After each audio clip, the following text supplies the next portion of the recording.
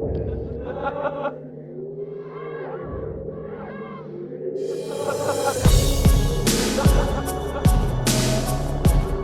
right, what's up, everybody, and welcome to episode number 35 of Uncovering Unexplained Mysteries for Thursday. What? Thursday? February 23rd, 2000. This is all Josh's fault because he is going to be moving out. He's going to have his own place soon. Wow, just already starting to just throw the blame around. All right, cool. That's fine. That's fine. Yes. Well, I don't know. Mike had some incident with a broken down bus or something yesterday. Yeah, but it didn't, you were... But ultimately, it's my fault is what you're saying. We both could not have done anything. And I was joshing with him. It's too late to apologize. It's too late. But yeah, no, I'm pretty stoked about that. It's finally happening. I've lived at mommy and daddy's house long enough. I accomplished what I was supposed to accomplish here, which was essentially, why anybody moves back to their parents' house, which is to pay off bills, save money. I was getting to the point to where I was just accumulating. That's not why I moved back, but okay. Oh, wow. I moved back. I moved back with my mom because my dad and my stepmom in Oklahoma City, there was just no support group. There's nowhere I could fall back on. My dad wasn't home barely at any time. Like, he wasn't home at all, really, for the most part. I mean, I moved back there to make up for lost time because I only saw him every weekend when I was growing up. And then he gets a long-haul truck job, and he's only home. He's gone for a month and maybe home, like, a few days. So it was very stressful. I moved out, and I got back in with my mom here in Vancouver. And then I was able to have a support group, and I was able to go in and go to college. That was my whole thing. I wanted to go to college and get my AA. And I've done that. So now all I'm doing is waiting for my transcripts to get processed and get sent to WCU Vancouver. And then we'll see what happens from there. I don't like the 2-hour-long commute I'm going to have to take to get there on bus. So I'm going to try to see if I can learn how to drive before then. So I've been studying the Washington State driver's manual lately. Oh my God, dude, you're bringing me back fuck 13 years ago. That's like when I was having to read the Florida driver's manual and I had to take the test on it. And then, dude, the driving course, they're usually a big joke. I mean, they're usually like any idiot can pass the driver's test. It's like I'm going to driving school too, so I'm doing that as well. My grandmother's and my mom's helping pay for it. So all I need to do is get my permit and then everything. And also, everything's going fine on my end. There was like my stepdad had a little bit of an incident again, sort of a relapse. But he's back now, and his employer actually surprisingly is still working with him, which I'm shocked after the third time. But I guess they really think he's a good worker and a good guy, and they want to keep him on board. That's great. So that's nice. I'm really glad to hear about that. That's awesome. Yeah. But I've just been really busy. I have 5 gigs a week now. That's what I was saying on the Patreon, because it's like we're gonna throw a bonus segment here soon. But 5 gigs a week. Meetings with brides because I'm doing weddings. Good for you. I mean, you got to make that cheddar. Yeah, it's just, God, it was, I'm always talking about the time versus money thing. It's always a big balance between, do you want more time or do you want more money? I like it when there's kind of like right in the middle. Like you have a nice bit of time and you have like a decent bit of money. You're not wealthy, but you're able to pay your bills and still have. That's pretty much where I want to be. Yeah. I'm not there yet, and I probably won't be able to move out until I get a job, which has been a pain in the ass, or, find some kind of profession that works for me, and we'll see what happens. Who knows? I might write that book I've been wanting to write, and maybe it'll actually make me some money. Who knows? I have no idea. I'm surprisingly, there is not very many books based on what I'm thinking about doing. There's like one that's like some college level book that's like really talky, and the guy is writing like mini essays on these horror films, because what I want to do is write a little sort of a guide to the horror films in the 1980s. And I want to like condense originally, because I've just been thinking back and forth. Like I did a rough draft of a handful of pages, and then I'm like, that's too long. So now what I'm thinking about doing is just condensing it more and making like each review of the film from my perspective being like a paragraph long, and then the rest of it just being like, okay, this is who's in it and so on, and maybe a bit of trivia. And I just want it to be like a guidebook that people can go to. Yeah, I think that's a good idea, keeping it short and sweet, because I'm actually reading through this podcast. Like, the only podcast that I listen to really is the Completely Unnecessary podcast. It's a podcast by this guy Pat Contry, who does video game stuff on YouTube. Pat the NES Punk. Yeah, Pat the NES Punk. He has a podcast about all things games, and yeah, I mean, I like games, but I'm not even like that into them to where I should be even listening to this podcast. It's just one of those things that for whatever reason, like most of you people out there, you kind of just find a podcast and you just keep listening to it. Anyway, he wrote a book called The Ultimate. It would be nice if it was we were that podcast for some people. Yeah, well, I'm sure we are. But anyway, this guy wrote a guidebook, the Ultimate NES guidebook to all the original Nintendo games. I was actually going to mention that. So that was like just popped in my head. It just popped in there. Yeah, and I'm actually reading it right now. I'm going through all the games. It's actually good crapper material, I'm not going to lie. It's good to have in the bathroom when you're taking a dump. So file that under too much information. But no, I'm reading through that, and like some of his game descriptions are just way too long, and that's kind of one of my biggest gripes with the book, because it's like, you know, give me a paragraph, dude, 4 sentences, you know, like no more, or you know, like sum it up as succinctly as possible, because I don't feel like reading an instruction booklet for each game. I want a synopsis, you know, very quickly. Yeah. You know, so that's kind of what I want to do. I want to make like the synopsises for each film shorter, and just my overall thoughts on it shorter. Mike, can you do short though? That's the question. I did it for a contest on Facebook that I lost for some bullshit fucking post that wasn't even anywhere near as good as mine. But you know, I think it's one of those circle jerk things where the guy who won was friends with the guy who ran the contest. So he was in the good old boy network. Apparently. Oh yeah, by the way, we have a Facebook group besides our own Facebook fan page, which the fan page is facebook.com/uncovering unexplained mysteries. You can like that. We post stuff on there. But we also have a Facebook group now called Uncovering Unexplained Mysteries, and that is full of lively discussion. It's moderated by one Thomas Hatfield, who does an amazing job of posting like trivia on there, and he'll have little screen captions where you have to name the segment, and he does great work on there. Thank you, Thomas, again for doing that. Yes, thank you so much. So if you want to join that group, I highly recommend it. It's pretty fun, pretty unsolved. It's actually very unsolved. It's a very unsolved group. Also, if you want some bonus content that's not related to any of this stuff, you can like us on YouTube, which Mike's channel is youtube.com/OCP Communications. And mine is youtube.com/Dancing with Ghosts. I recently just did a tour of my room, all my games and stuff. So if you want to be a voyeur and look into that, you know, and see where I sleep, you perverts, then you can do that. Yeah, if you want to have some bedroom eyes. So yeah. Oh, and last but not least, if you want to become a Patreon, it's patreon.com/uncovering unexplained mysteries. We do bonus segments. We do you get the podcast before anybody else. You can ask us segment requests on there that will get bumped up to the top of the list. If you do the $10 tier, you'll even get your own story on the podcast of that may or may not be true. It's probably true, but it may not be. Who knows? So yeah, just look into that, all the perks on there, and figure out which one's right for you.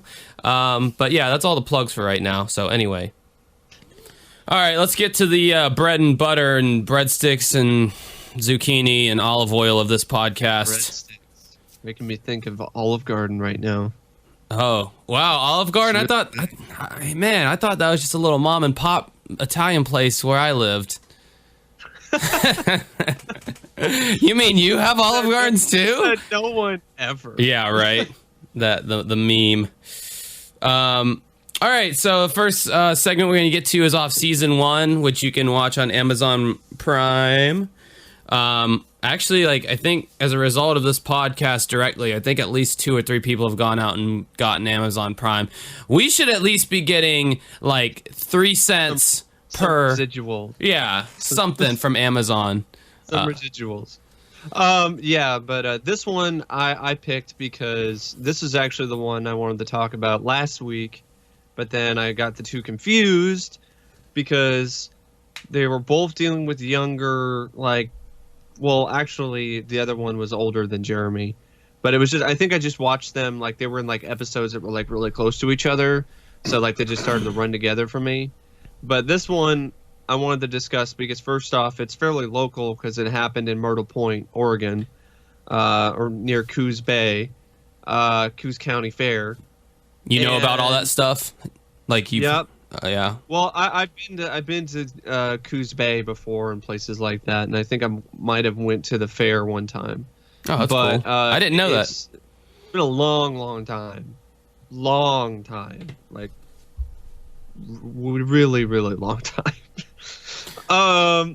But also, I just thought it was very fascinating. Yeah. Because it's one of those that's just and there's some really haunting imagery in the reenactment. Yeah, some disturbing shit we will get to. But before we get to any of that, I just got to get this out of my system.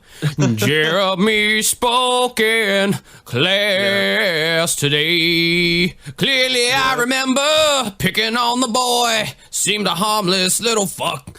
Ooh, but he unleashed a lion. Anyway, sorry. Jeremy spoke in class today. Yeah. Anyway, that's actually I think it's Superman 4: The Quest for Peace. It's a little sort of joke, running gag that me and my friend had. We watched the film and we did sort of a riff commentary on it. And there's a kid named Jeremy in that film, and he's the one that reads the note that asks for Superman to do something about nuclear weapons. And so we're just Jeremy spoken in class today.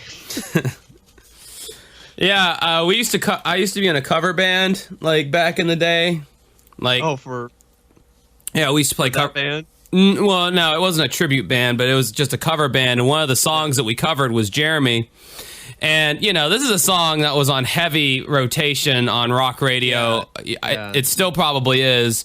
And in the 90s, right? Yeah. Well, and 2000s as well. And I remember we went into the first notes of that song. Boom, da da dum dun dum dun. We went into the first few notes, and there was some guy in the audience who rolled his eyes.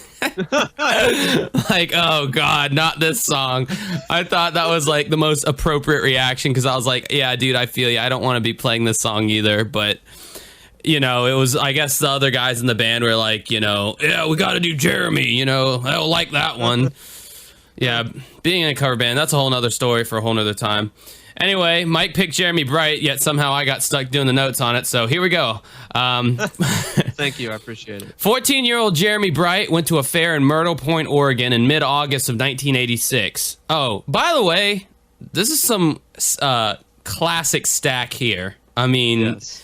As he starts out in this segment, I mean, you just got to watch this. This is the untouchable, just Robert Stack at his most, badass line delivering.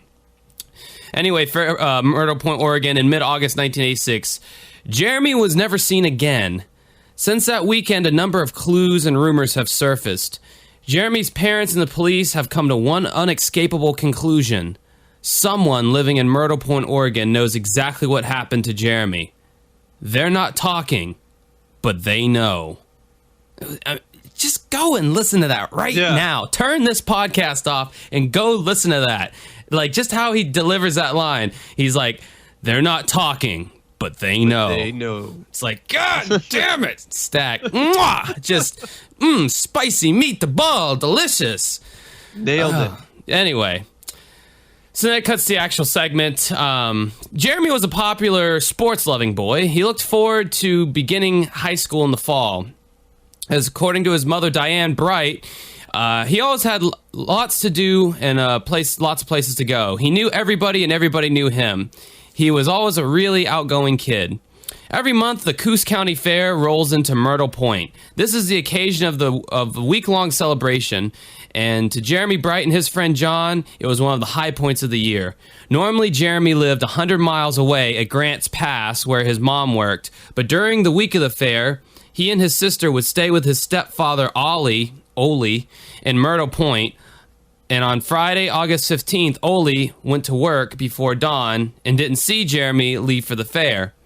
But that day, a handful of people saw Jeremy and John enjoying the festivities.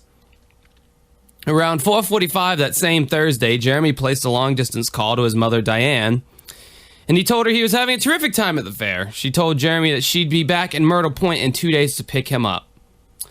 5 hours go by. Later on that night at 9:40 p.m., Jeremy went to a local tavern owned by his grandmother to meet his stepfather, who was then off work. He asked to borrow some money from his stepfather, and this was the last time his family saw Jeremy. First off, how do you feel about letting your kid go out all that way, just out on his own? He was with a friend, but still, it's kind of, there's no really adult supervision there. He's just there with his friend at the fair. Anything could really happen. Well, all this paranoia that parents have for their kids now about, because of shows like this. Well, it's because of events like this. Yeah, because of events like this. Because there was a time when you could let your kid just go out and do that stuff alone, and you didn't think twice about it. And I think this, 60s, 70s, 80s, maybe even 90s, but I think by the 90s people were starting to get paranoid. That's when the paranoia was starting to set in. There's been too many crazy things that have happened. Right, and now we're at the place where we're at in modern day, to where most parents would never dream of letting their kids do this, but we're kind of taking a look into a look through the hourglass, if you will, of time. Looking glass. There you go. To a more simpler time where it wasn't maybe a big deal for these kind of things to go on. And I think that's pretty cool that kids were able to do that at one point. That is cool. And, it sucks that tragic incidents like this would have influenced people to, not go that route. But I can totally understand. It's dangerous enough if you're just an adult going around in these type of situations, but it's even more dangerous if you're a kid. Oh, it's not dangerous for a badass ninja ass-kicking person. Oh, like a three ninja? Yeah. One of the three ninjas? Well, like Colt, myself. Rocky, or Tum Tum? I'm describing my Tum Tum. What the fuck? I forgot about that movie. I wish you hadn't reminded me. It's actually a pretty fun movie, actually. Yeah, the sequels are pretty bad, though. It's got a video game based off it that it's pretty rare. It's pretty shitty. Yeah, well, rareness and shittiness unfortunately go hand in hand with a lot of games. Rare games do tend to be shitty. Sometimes they're not, but anyway. 2 days later on Saturday, Diane, his mother, arrived in Myrtle Point to meet Jeremy. He never showed up. According to her, I went and got my car and went to Oli's house. What kind of fucking name is Oli? Went to Oli's house. I went in, and on the TV set were his house keys, his wallet, and his new watch that he bought. I knew he was around somewhere because he wouldn't have left without those things. As the carnival played on, Diane's fears began to escalate. On Saturday night, she contacted the police, and at first they believed her son had succumbed. I love this line. At first, they believed her son had succumbed to the romantic lure of the carnival. My God. Yeah, first off, Jeremy wouldn't be very bright if he decided to do that. I love that the romantic lure of the carnival life. I know, because I'm just like, what romantic lure? Is there even a romantic lure to being in the carnival? Like, I've never heard of that before. I mean, I went to the carnival in 2016 with my then girlfriend, and I mean, we went to the one downtown, and there was nothing romantic about it. It was very scary, and not because of the rides. Yeah, but I mean, like maybe if it's a week-long affair and it seems like Myrtle Point, like that's the biggest thing that probably happens in that town. Yeah. Blah blah blah. Maybe there was kind of more of a lure to that than say someplace like Jacksonville, where that's the fair coming to town is one of many things that's going on here at any given point.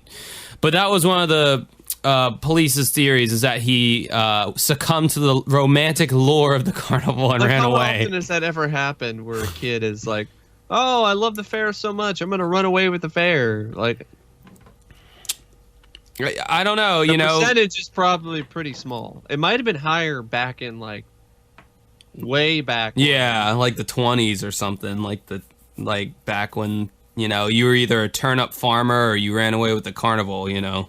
Yeah. So Sergeant Steve Dalton of the Coos County Sheriff's Department says, in this case, I've talked to family members and friends of his that knew him well, and he was just not the type of kid that would have struck out on his own like that. So on Sunday, August 17th, 1986, the fair folded up its tent. Myrtle Point returned back to normal. Within days, ominous rumors of Jeremy's disappearance began to surface. In Myrtle Point, the week of the fair was a time for partying. According to one rumor, Jeremy attended one of these parties and was offered a beer that was laced with an illegal drug. Yeah, and that ties into, like, I got the two mixed up last week. So I was like, oh, it had a drug in it. No, it was this case that had the drug in they it. were kind of similar. So they were kind of similar because, drinking and then whatever. And, of course, the mother here is all like, oh, I can't imagine that. He doesn't drink. You're thinking of the last one, dude. Yeah, exactly. So, I mean, that's it, too. So it's just confusing at the same time. But also, I'm pretty sure she thought that at one point, too. She probably didn't think he would have drank anything. I'm assuming all mothers think that about their kids. I love the actors who played like the punk asses at the refrigerator. So like Jeremy's walking up to the refrigerator and there's like two punk. I bet it said it on the script redneck, punk ass redneck. A and punk ass B. Yeah, redneck punk asses. Yeah, he walks up to the refrigerator and he's like, "Hey man, looking for a beer? Why go in there when we got one already open for you?" And Jeremy's like, "Oh, really? Thanks, mister." And he like just takes it. He just starts guzzling it down. Dude, it's crazy. You never go to a party and drink and open anything from someone you don't know. Open bottle from somebody you do not know. That is not very bright. No, not very Jeremy Bright. Now, granted, unless these guys were like gay, I don't really understand what kind of thrill they would get out of using their drugs, wasting their drugs on some random stupid kid. That. Like, unless they were gay. I don't know why they would want to essentially roofie this kid, but maybe they thought it would be funny. I don't know, but apparently that was one of the theories. And I think that was less likely than the other one. Yeah. Then they got the sergeant back on there who's saying, I've ID'd 2 or at least 3 parties that Jeremy attended where he could have OD'd. Jeremy had a heart murmur as well. Therefore, a stimulant of some kind could have done bodily damage by him just taking it. So maybe, if somebody put something in the alcohol and he drank it, and, well, alcohol's not a stimulant, but say they put something in there he had a heart murmur and it could have, taken him out that way. Doped. Yeah, but again, why would 2 dudes like do that to another, kid? They even had mullets, if I remember correctly. At least one of them did. Yes, definitely mullets were going on. That was a must for that time and place. That was probably like a casting decision, like the whole, like on the casting call, it was like, you must look like an asshole and you must have a mullet.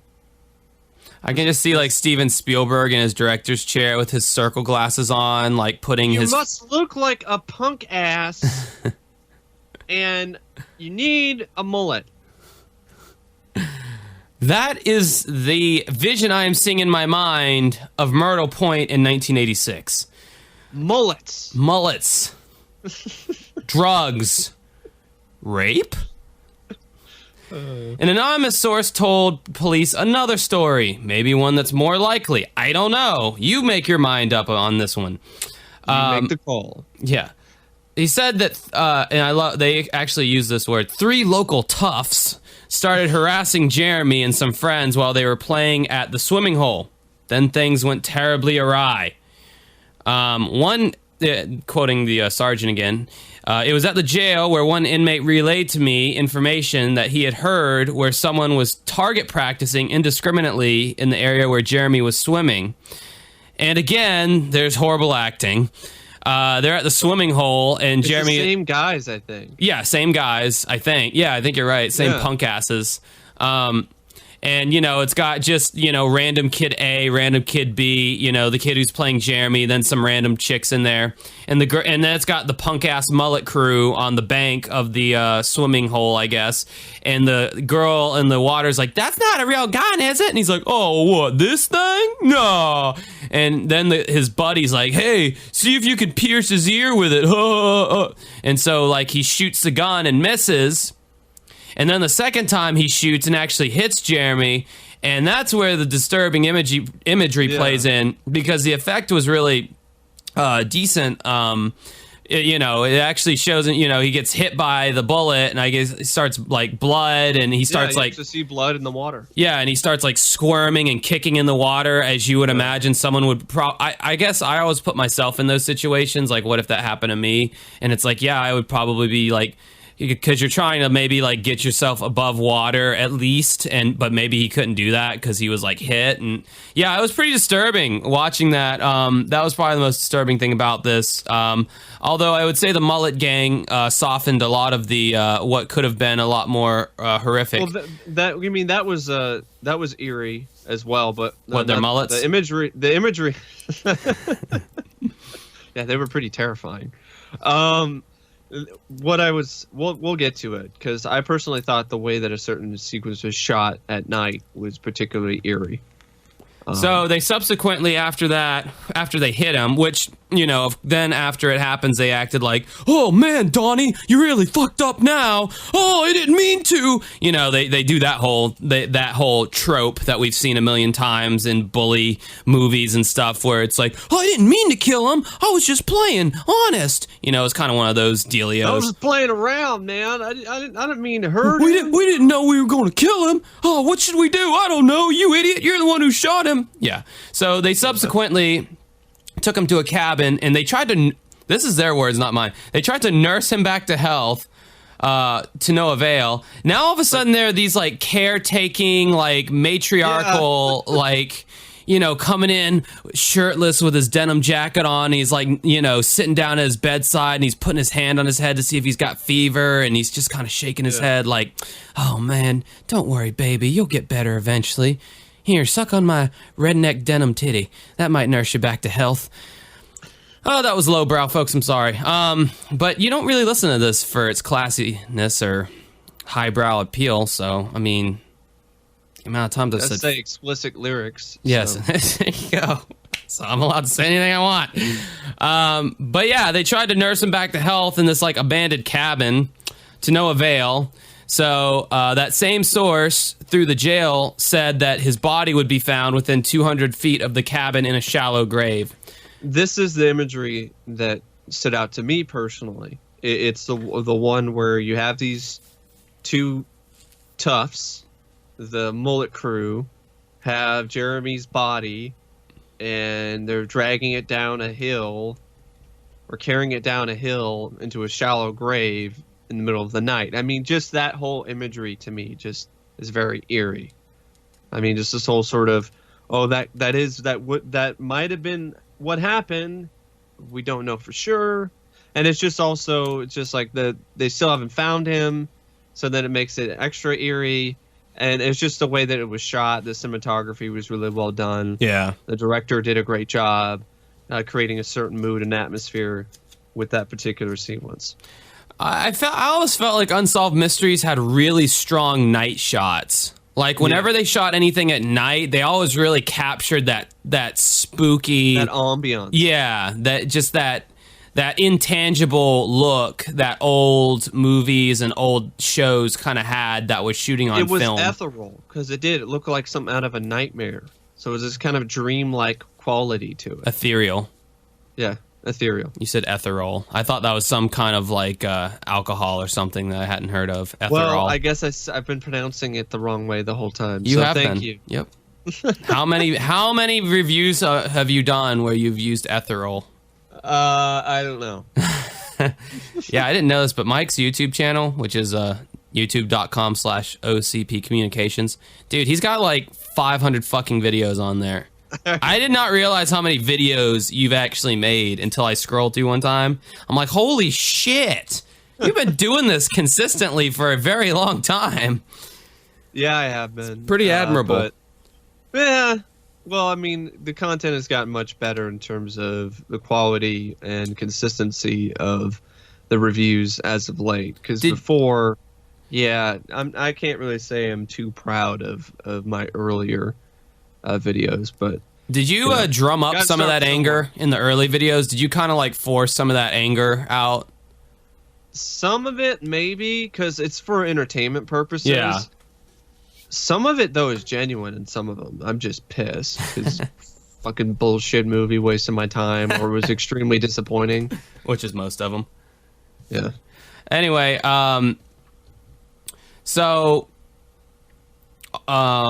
police searched the area where his body was supposed to be found in the said shallow grave, and they found nothing.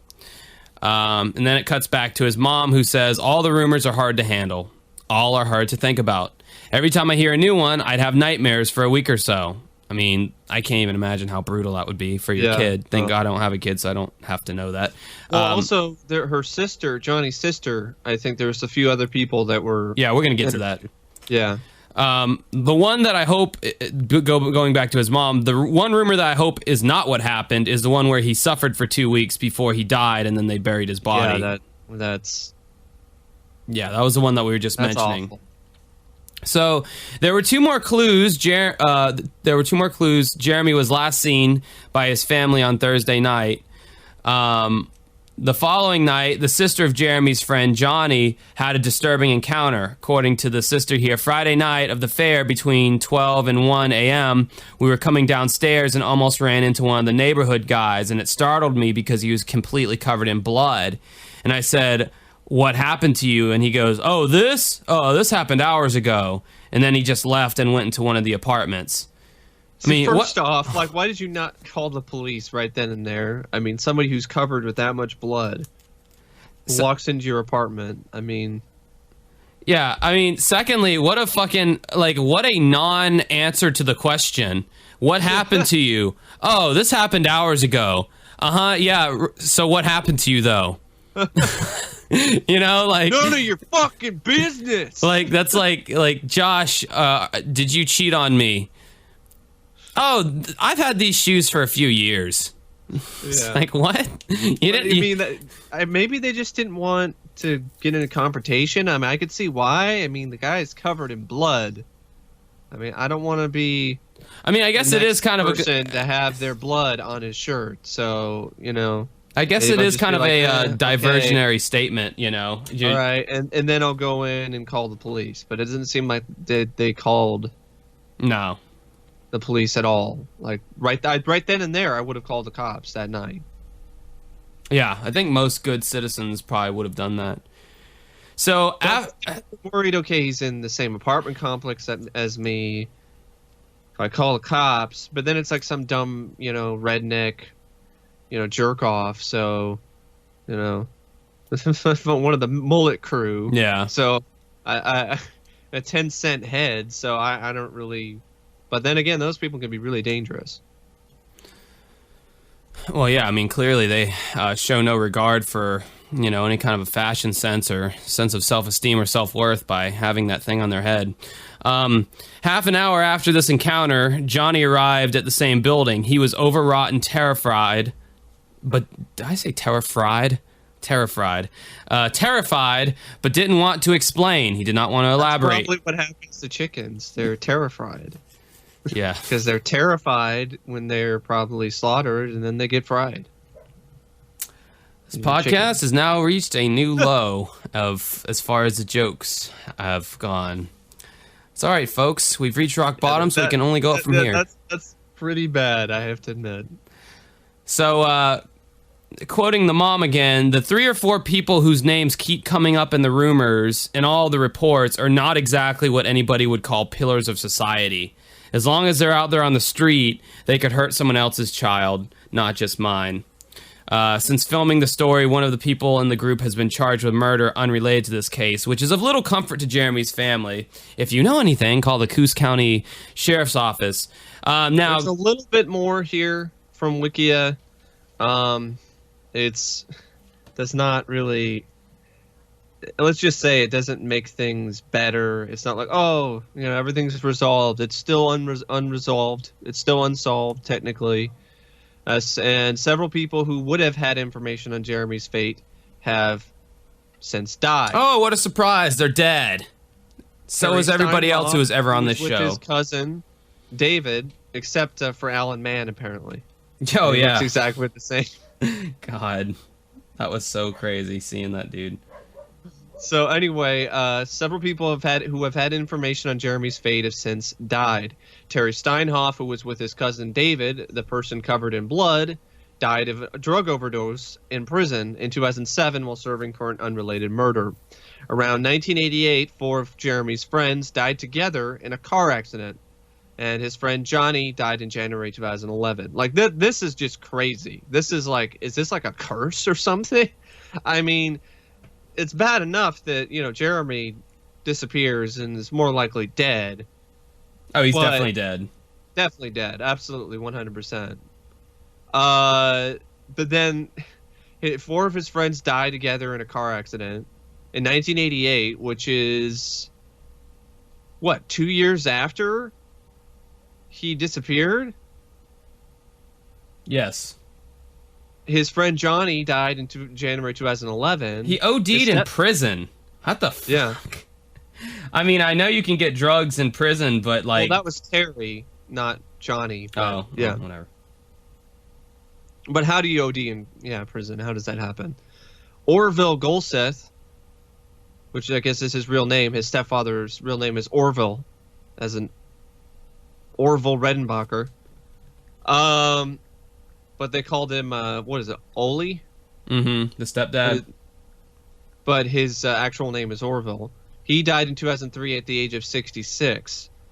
Jeremy's grandmother died in December of 1988, and his father, Joe Flaherty, died in December 2008. Is that the same? That's like the exact same name as the actor from SCTV. I don't think it's the same guy, though. I don't think so, anyway. His family believes he's deceased, and they held a memorial service for him on August 2011, on the 25th anniversary of his disappearance. Yeah, what I keep thinking about is like the mom so wanted to like name these people on the show, but their lawyers and all that shit on the show were probably like, no, ma'am, sorry, you actually can't name it as your cousin. No, you can't say cousin. You can't name any names. We apologize. All right, so I don't. Well, or do I have anything else to say on the Jeremy Bright thing? What do I think happened to him? Let's talk about that. I think he was murdered. I kind of think it goes back to what you were saying at the very beginning. It was kind of one of those things of, unfortunately, it was one of those situations where you probably shouldn't have let a kid go unchaperoned by himself to a carnival and get into who knows what else. Because, you know, parents like to think, oh, little Billy's just going to the carnival and then he'll come right back home. No, little Billy's going to the carnival and then he's going to see what parties or illicit drugs or beer he can get his hands on, because that's what most teenagers are wanting to experiment with at that age. Yeah. So he was trying to find a party probably, and he probably found one. And he might have been younger, like the guy last week that we covered. He might have been younger than everyone else there, and some punk asses fucked him up in some way, maybe accidentally killed him, OD'd him, something like that. And somehow, for some... I don't think it was the OD thing, because there's enough witnesses that corroborate the whole shooting thing. So, I mean, the Johnny's sister saw somebody with blood on their shirt. His friend was terrified. Why else does his friend be terrified unless he saw something? I mean, yeah. OD thing, you know, that would be awful. But wouldn't you think if his friend saw that happen, his friend would go in and say right away, he'd say that's what happened to Jeremy. Yeah, so he met with some kind of foul play, I think. And it might have been from his cousin, which makes it even more fucked up. Yeah. Me and my cousin are two pretty different people at this point, so in a way, I could kind of see it. I cannot see my cousin in a million years doing anything like that to me. So, yeah, it's a tragic story. As I will say a lot of these cases. I will say that my cousin likes to get intoxicated and fire off guns, so that's why the only reason why. Yeah, well, that could happen. Yeah, an accidental. So I don't necessarily think it was like there was any intent here. No, there's no malicious intent with Jeremy and his death. I think it was an accident, like accidental manslaughter or something. And then whoever did it just didn't want to fess up and just didn't want to face the music, so they just covered it up and buried his body somewhere. Yeah, and it's weird that they haven't found the body yet either. Maybe they didn't bury it. Maybe they threw it in a river or something. I don't know. But yeah, I definitely do believe he's dead. I don't think he's out there. Or maybe they did the Breaking Bad thing and they put his body in that acid solution. Oh, they put like Jeffrey Dahmer? No. Dahmer put bodies in drums? Yeah, well, didn't he put them in his freezer and shit? Well, he also put bodies in drums, if I remember correctly. Because I think when the police arrested him, they went in and found all these drums with bodies in them, cut up and stuff like that. Oh, well, in Breaking Bad, they actually put this kind of acid solution in the drum. Like lye. Yeah. Yeah, and it just totally... There was an actual Forensic Files episode, I think, that had somebody, or was it Forensic Files? There was some show like that where they found out some killer, basically, he had a drum in, I think, a storage unit that had a body in it. Can you imagine that? Human beings, man, we're some fucked up Imagine individuals. being that, person who, runs that storage unit place. Finding that shit? No, I cannot imagine.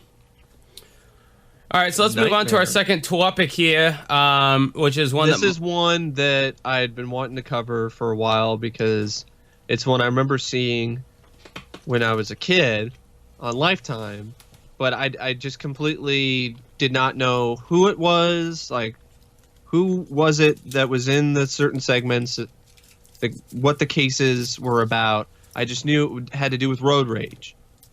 And after I saw this, I was like, yeah, that's the one, but I remembered it wrong. And you know that happens sometimes, where you've spent this whole time, you've created this memory in your head based off of some really vague shit you've seen like once when you were a kid. And you've kept replaying that memory and over again in your head, and sometimes you're wrong. because you're just, it's not how you think it is. Because I thought it was like at night. The first case, there's 2 cases of road rage here, where people were actually killed, and I thought the first one was at night, and it was like a guy with a shotgun, and I was just completely mistaken. But there is one that happened at night, and it was with a gun. It just, I guess I got the 2 mixed up. Anyway, this is a case that aired, I think, on season 10, which is a shortened season. That wasn't that one of the short seasons for CBS? I'm not sure on that one, Mike. I think it might have been, because these are some really like short seasons. On the segments that we have, season 10 is like really sparse. So the first case with the road rage is of Richard H. Adderson. And they also interviewed a psychiatrist guy who's talking about road rage and stuff like that, and how people, when they're behind the wheel of the car, they act differently than they do when they would act in front of you. Right. And yeah, I mean, that's definitely the case. I mean, you probably noticed that. I was reading about like how road rage like basically kind of the psychology behind it, like the car kind of becomes an extension of your body, of yourself, of your space.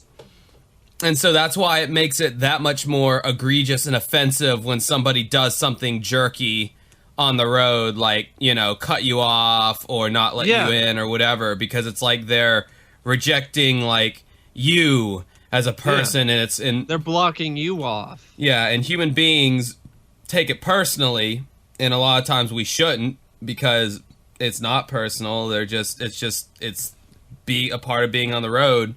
That kind of stuff happens sometimes, but some people take it too far. And these are definitely instances of that. I mean, road rage is one thing, but when road rage turns to violence and murder, that's a whole nother thing entirely. And I mean, you know, I wouldn't say that I have road rage, but have I flicked people off before? Abso-fucking-lutely. And I stand by it to this day. I feel like they deserved it. And it's usually some misunderstanding on the road that happens, and, you know, they'll flick me off first, but you know what? I stick my fucking hand right back out and give it back to them. Like, yeah, fuck you too, buddy. You know, like, and it feels good. I love doing that when I feel like someone's really screwed me over. It just feels so satisfying. So easy, yeah. To stick your hand out the window and give them the finger. Give them the middle finger. It's like this primitive thing that just feels so satisfying. It's better than honking your horn at them. It's more personal. Yeah. Or you could just be like, dumbass, double dumbass on you. Yeah, I'm trying to think about one instance. That's a Star Trek 4 reference for all you Trekkies out there. Yeah, that's why it went over my head. I don't really watch that show. But it is pretty funny. But yeah, these cases are particularly shocking because this first one had happened in broad daylight. So Richard Adderson was a 47-year-old assistant superintendent of the Valley Central School District. At around 6 p.m. on February 5th of 1997, he was driving home along Interstate 84 in Fishkill, New York. Fishkill? Yeah. Jesus. Where do they get these fucking names from? When he was involved in a minor collision with another vehicle, which actually happened by the driver of that other vehicle. He didn't collide into the guy. The other guy collided into him. But then, so the cars pulled over to the side of the road at approximately 1/5 mile from exit 12. The two men got out of their cars, and the driver of the other vehicle began yelling at Richard. Now, the acting in this is pretty bad, I have to be honest, from the guy who's supposed to play the shooter, like the road rage guy. He's this kind of, you know, nebbish-looking guy. Just doesn't really look like much of a threat. And that's what honestly makes it kind of even more scary, is because it just looks like some, you know, accountant guy or whatever. And he gets out, and then he starts getting in Richard's face.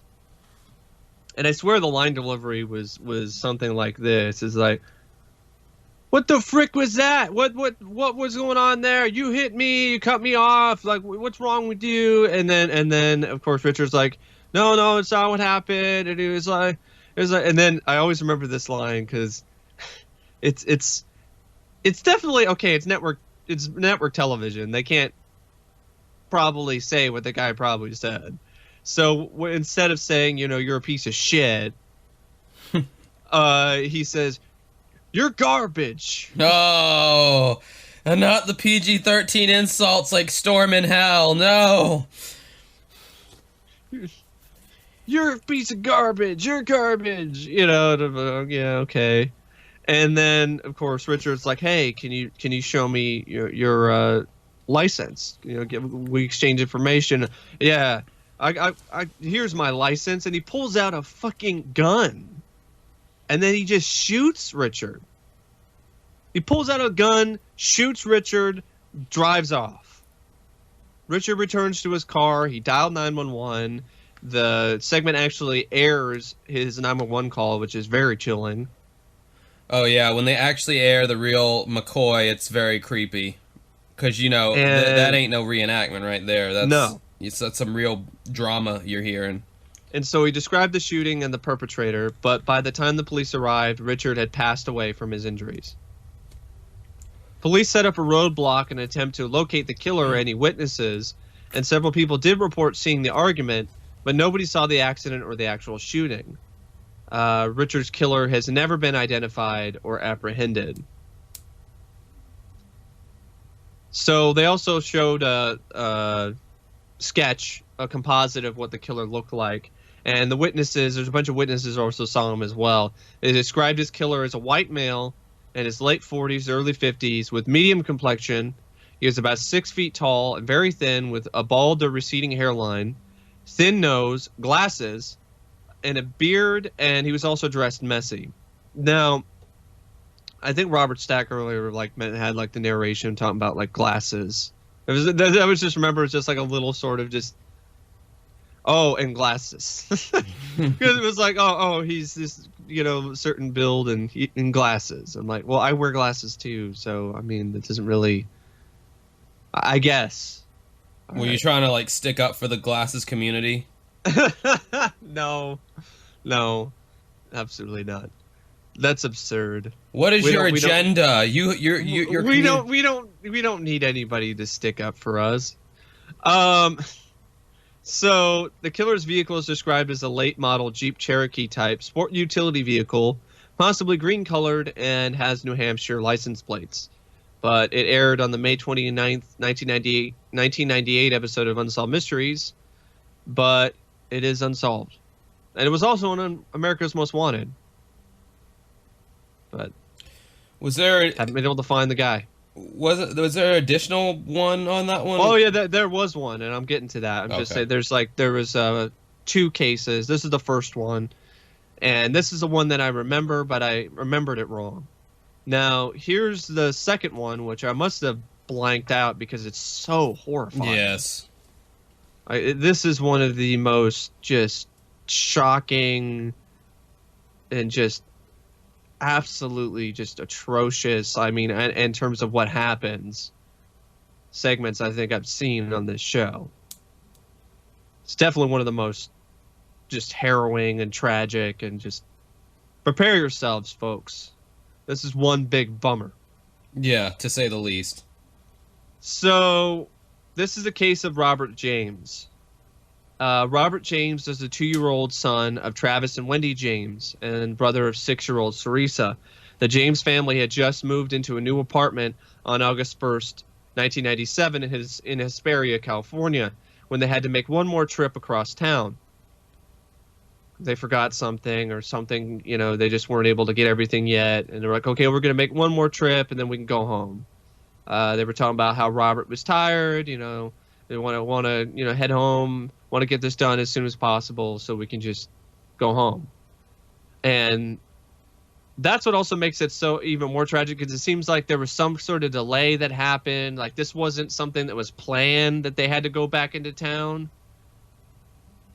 So that makes you think, okay, this could not have this could have possibly not have happened if, things didn't happen the way that they ultimately did. But, that's how it is for a lot of things. Yeah. That night, the family was returning to their new apartment. The traffic was heavy, and the driver in front of Travis was moving slowly. As Travis tried to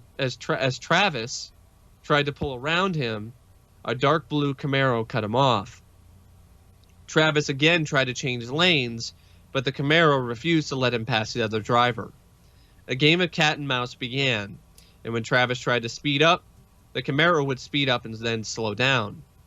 The Camaro driver seemed to anticipate Travis's moves, blocking him at every turn. First off, what would you guys do in that situation? Because I don't know. Would I just deal with it? Just stay behind the guy and hope maybe, he just turns off somewhere that I'm not going? Or would you try to swerve around him? I've thought about this a lot of times. Like if I ever got into a situation like that, the first thing that I would emphasize the most would be lowering my speed, however means possible. Whether that means, if he's right behind me and riding my ass, if I have to do some kind of fancy swerving maneuvers, and as I'm doing that, I'm applying the brake and slowing down. The biggest thing that I'm wanting to do in that situation is I'm wanting to reduce my speed, because the slower I'm going, the less likely what about to happen will be fatal, or what is about to happen to me would be fatal. Because, think about it. If you're able to slow down to like 30 miles an hour or something, like, at 40 miles an hour, it's not going to be a fatal wreck at that point. It'll be, bad. It could be fatal if you got really like unlucky, but unlike a 60, 70, 80 degree, 80 like mile per hour, chase, that 80 degree, that will end fatally, going at those speeds, for sure.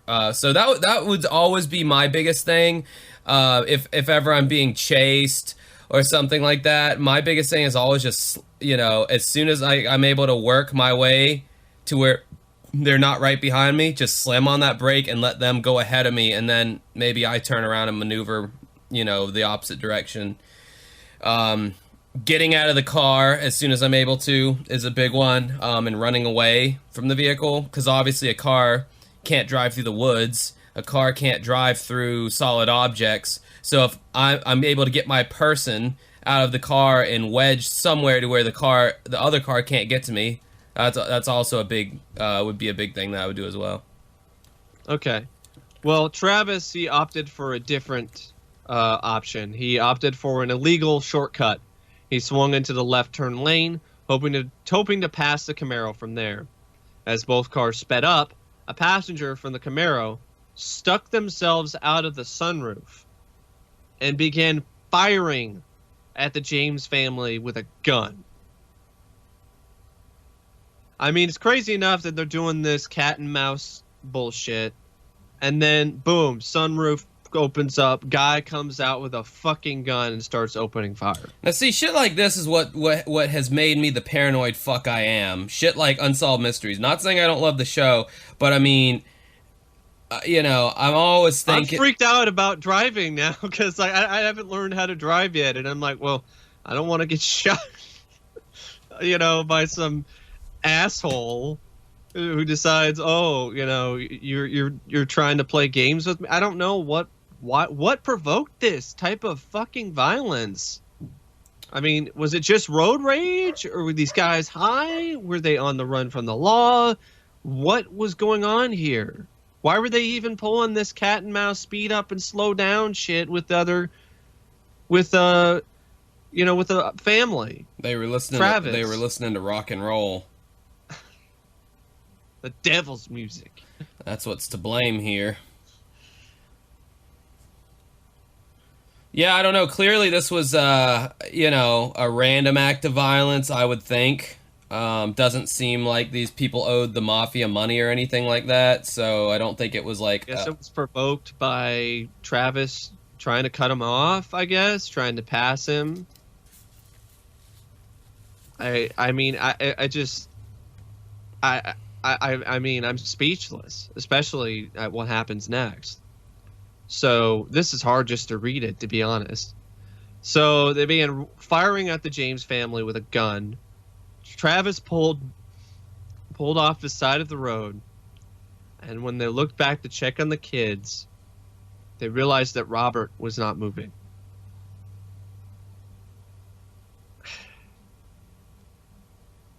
Tragically, Robert was killed instantly from a gunshot wound while sitting in his car seat. Jesus. His only protection was his teddy bear. And Robert Stack just hammers the sadness home even harder and really makes you feel as close to as much grief as the parents could. And the reenactment was just fantastic, to be honest.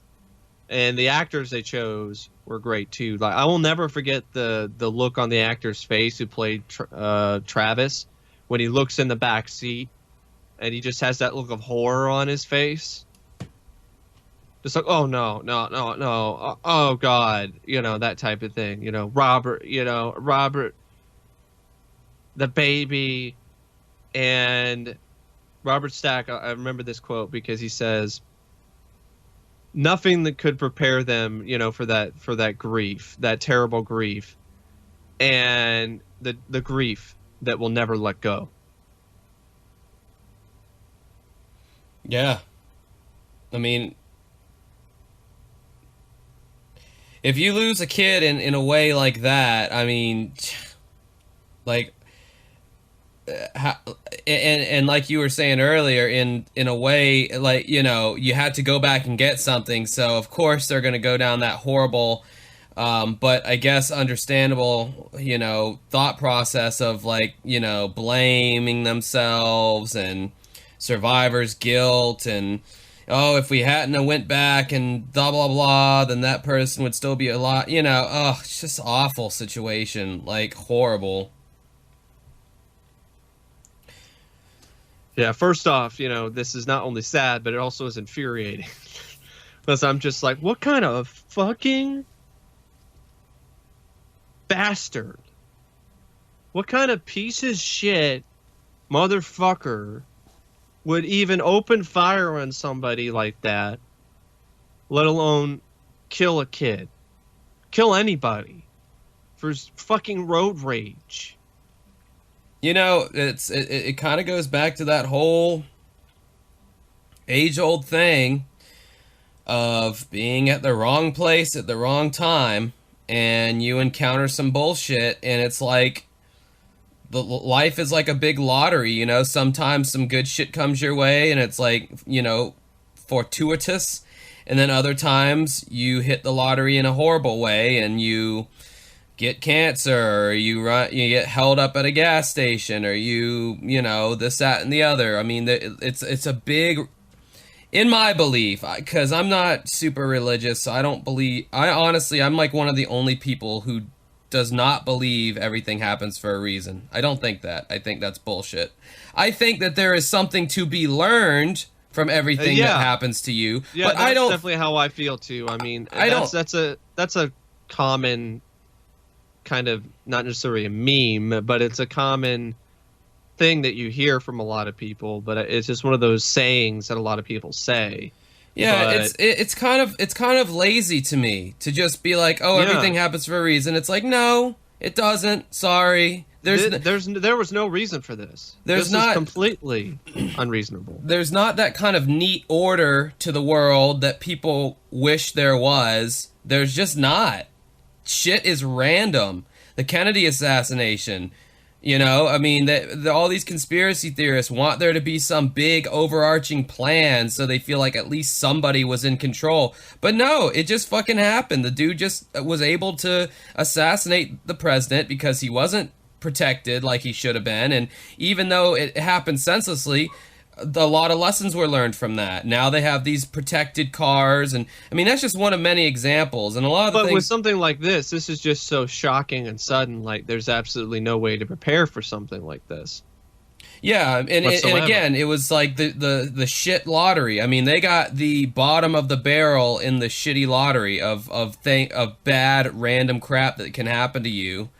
And you know, it's just kind of like one of those things to where it's like you just have to somehow, some way move on. You know, it's like the most unfortunate thing ever, but you know, I don't think there's a reason why it happened. You know, Yeah, I hate that's that. the thing. Like, it's just I just feel like that's just such a lazy, like, Because instead I of don't buy road rage just being, you know, yeah, that's probably why it happened, but you know, everything happens for a reason. I don't think there was a reason why the kid was shot through his teddy bear. yeah, I mean, something can be learned from that situation, but there was no reason for it. I mean, no matter what you believe in, and that's the funniest thing. And I'm not even going to touch religion with a 10-foot pole here, but that's one of the funniest things about religion to me is the whole when they get into that everything. It's a part of a plan. Really, that kid getting gunned down was part of God's plan. Give me a break, you know. To be honest, that's a pretty shitty plan. Give me a fucking break. It's a pretty shitty plan and a fucked up plan, if you ask me. But, you know, again, I'm not trying to get into religion, even though I just clearly kind of made my beliefs clear. Anyway, yeah. I got the hook out here just for Josh, just like, but I you know, people try to find a reason, you know, for what's going on in their lives, and you know, if they find that with religion, you know, that's fine with me. Yeah, and if it's just like a personal thing and it makes you feel good and all that, yay, you know, more power to you. I'm not gonna like shit on that, you know, but don't like push it on me and tell me that in a time of crisis, like that's gonna comfort me in any way, because it won't, you know. I mean, Well, definitely not with something like this. I mean, if it's something like, you know, me getting hit by a car for being a dumbass and running across the street when I wasn't supposed to, then that is one of those things where everything happens for a reason. Because it's like, well, that was a life-threatening situation that needed to happen to get through my thick skull that I shouldn't jaywalk anymore. well, again, you know, you learned a lesson from that. You Yeah. know, it happened randomly, but you learned a lesson from it. Yeah. And that's like me with a bunch of things, you know. When I got into my car wreck, I didn't do anything wrong. I was turning into my parents' neighborhood or whatever, and I guess I was taking too long to turn or something, because this lady went to pass me as I was turning and knocked my ass into a telephone pole. There was no reason why that happened. That lady was being a dumb bitch who was just being a dumb bitch. I mean, really, that's all she was doing. But I guess the lesson I learned in that was, you know, I just need to be more cautious on the road at any time, even when you think you're safe, even when you think, oh, I'm home, you know, I'm about to turn to my parents' neighborhood, I'm home free now. You know, I wasn't. I got into a horrible car wreck that could have killed me if I wasn't wearing my seatbelt, because the telephone pole was what stopped me from spinning. So had I not had my seatbelt on, Well, yeah. my head could have hit the telephone pole through the window or whatever, and I would have had brain damage or died or whatever. So Well, yeah, the same thing with me. I mean, I apparently was thrown and then flew 15 feet in the air that's and fucking then nuts. landed face first on the asphalt. And I was extremely blessed and lucky to just get like a concussion. I didn't even get a concussion. I had no concussion. All I did was bust some teeth and broke my nose, and you know, was bruised and scraped up.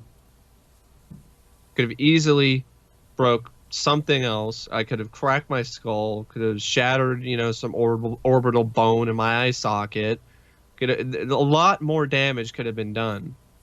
And you know, I'm very lucky that that's not what happened. And there isn't a day that goes by since that I don't, you know, look at everything that I have and everything that's going on, and I look at, you know, my life, and you know, I just appreciate it so much more, because it just could have just been gone Yeah. in that instance. Oh, it'll do that. The moment when I saw the sky fall, I will never forget that. That is such a surreal image that I honestly don't want anyone to experience, to be honest.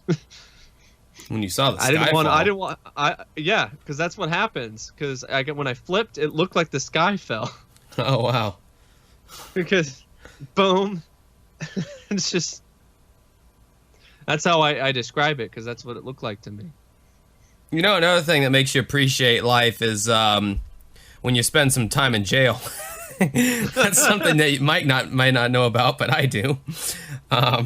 Didn't you talk about this already? Yeah, when I got my DUI or whatever, I spent like Yeah. 10 or 12 hours in jail, and man, being in a room... I don't want to be back in there. Yeah, being in a room where you can't leave even if you want to. Most people have never been in a situation like that where they literally, you can't leave. Even in school, you can leave. It's not a timeout. Yeah, in not school detention. they can tell you, "Hey, if you leave, you're gonna get demerits or you're gonna get written up fine. You know, but I'm out of here. In jail, it doesn't matter what you say, what you do. You can kick the door. In fact, there were people doing that. They were kicking the door. They were screaming. It doesn't matter. You're staying in there. You have to make peace with that. You know, you have to come to peace with the fact that this is happening, and you just have to accept it. But man, as soon as you get out of there, like that feeling of just freedom, even though I was only in there for like 10 or 12 hours, like that feeling of freedom is just awesome. Yeah. It's something that you don't truly appreciate and you take for granted every day until it's taken away, and then when you get it back. I can't even imagine people who spend like years in there. Speaking of jail, this case actually has an update.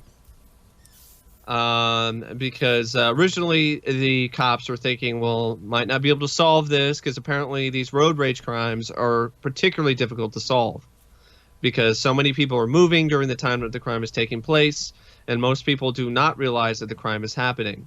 However, in Robert's case, a witness was able to give police a description of the Camaro and its driver. The case is actually solved.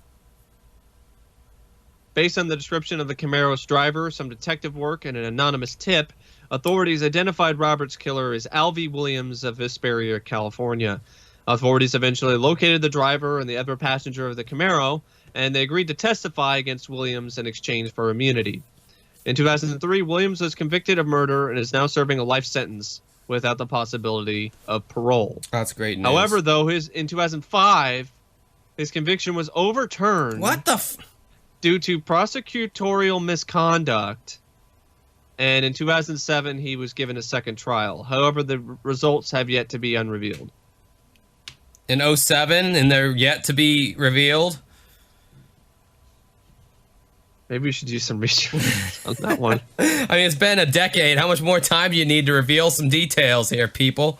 Jesus.